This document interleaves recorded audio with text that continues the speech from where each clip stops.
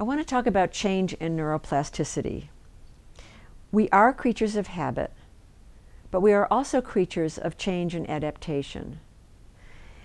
In the old days, not so long ago, maybe a decade ago, neuroscientists thought that neuroplasticity was for kids. And indeed, the young child's brain is extremely malleable and what we call plastic, open to change, open to learning, and that's, of course, adaptive. But in addition, it's now turned out that in the adult brain, neuroplasticity is alive and well throughout life, or it can be, depending on how we live our lives. So to nurture neuroplasticity in adulthood, there are several things we need to do. One is we need to exercise on a daily basis. Exercise brings oxygen to the brain, which the brain needs to function.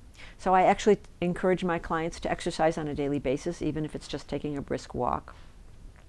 A second thing that facilitates neuroplasticity is paying attention. Again, mindfulness training is often very helpful in this. And finally, it's really important to push the envelope and learn something new, to be open to learning something new. These all facilitate neuroplasticity. As we age, we do lose neurons, so there's a downward slope. But if we nurture neuroplasticity in the ways I've described, we can actually increase and have new synaptic connections, and most amazingly of all, new neurons are born from neuronal stem cells if we facilitate neuroplasticity. So we are quite able to change in adulthood, which is a very, very good news for therapists and for their clients as well. But neuroplasticity takes work in adulthood. Habits have a very strong pull. As we've seen, we have habits on the one hand, neuronal circuits on the other hand. They mutually reinforce each other. If we're going to break the old habits, or let's say transform the old habits, then we need to really work very hard on creating new habits. And the new habits need to be practiced over and over again if they're going to become now the new normal, if we're going to wire new circuits in our brain. And when we're tired or stressed or ill, we're likely to fall back into the old habits. It's very helpful actually for clients to know this so they don't become completely depressed over the fact that they may have had a slip up and gone back to old habits. Change is not a one-time aha experience in therapy. It's the product of changes that are repeated over and over again, practiced over and over again. Neuroscientists have found, for example, with stroke patients, that decades after a stroke, people can regain function, but they need to practice with the stroke-affected arm over and over again. It's called massed practice. The same thing is true in couple relationships. If you want to transform your relationship, in addition to identifying the changes you want to make and the new habits, you need to practice those habits over and over again. I feel cautiously optimistic about change in therapy, or I should say realistically optimistic. We are indeed wired for habit. It's very hard to change habits. But humans are able to change throughout life. You can teach old dogs new tricks. The hitch is that the dog needs to be motivated to change. To nurture neuroplasticity takes work. Again, we need to exercise physically, push ourselves mentally, be open to the new, and pay attention, all of which are really important in couple relationships. For clients to risk change, they need to be in a safe environment. I work hard to create an office that is a shame-free and blame-free zone. So I've had clients who open up in my office in ways that they don't at home, and the partner says, "Why do you do it in Mona's office and not at home?" And the answer is, I don't feel shamed here. I don't feel blamed here.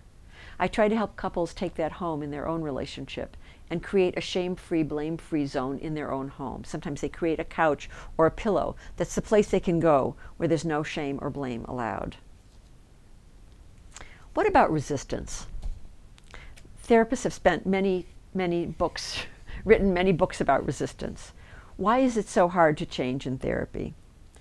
I believe, I put resistance in quotes because I actually don't believe in resistance per se. What I believe is when a client is resisting, one of several things is happening. Either I'm stepping on a survival strategy, or there's something going on about a habit in the brain that I'm not understanding. I'm pushing too hard for change. And if I'm pushing too hard for change, of course people are going to push back. They need to hold on to their survival strategies, and they need to author their own change. So it's not for me to force people into changing. I try to help clients live according to their higher values so they're choosing change. One of the techniques I've developed to facilitate change when there's resistance is what I call the giant exercise. If a client is having difficulty letting go of an unproductive habit, I might say to them, close your eyes and imagine for a moment that a giant came along and took away that habit, and it's all gone, lock, stock, and barrel. How does that feel? So I asked Lisa that question. She had done a lot of work in therapy, but she still periodically would get very angry at Eric. So I asked her, I said, Lisa, imagine a giant came along and took away your anger and not a shred of it was left. How would that feel to you? And Lisa said, I would be a puddle on the floor. I would not be able to protect myself. So that gave a clue as to what role anger was playing in Lisa's life. We then worked on other ways Lisa could protect herself in the relationship, including being assertive and setting limits and stating her needs clearly without having to go to the angry, contemptuous place. And then Lisa was able to ease up on her anger. The bottom line is neuroplasticity and change are possible in adulthood. It's possible for couples to change and overcome old habits, but it takes a lot of work. The bottom line is there's no free lunch and there's no free love. If you want to have a great relationship over time, it takes work, and it takes two people working together to be proactive lovers.